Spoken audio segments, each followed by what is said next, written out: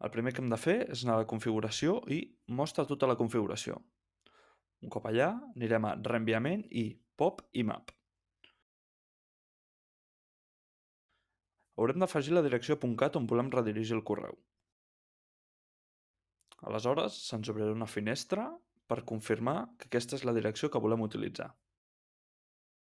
Premem a Continua i accedim al nostre correu.cat. Una vegada dins, haurem de veure un missatge de Google, el qual conté un codi de confirmació. Aquest ens l'hem de guardar per utilitzar-lo posteriorment. El correu de Google contindrà un enllaç que hem de clicar. Aleshores, se'ns obrirà una altra finestra per confirmar tot el procés. Hem de revisar que les dues direccions són les correctes. Tornem al Gmail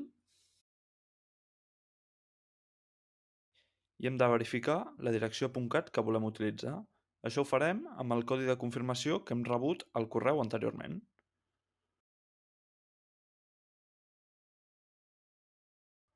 Una vegada verificada la direcció, hem de seleccionar l'opció de Reenvia. També podem decidir què passarà amb els missatges que rebem al Gmail, si volem que es conservin, que s'arxivin o que es suprimeixin.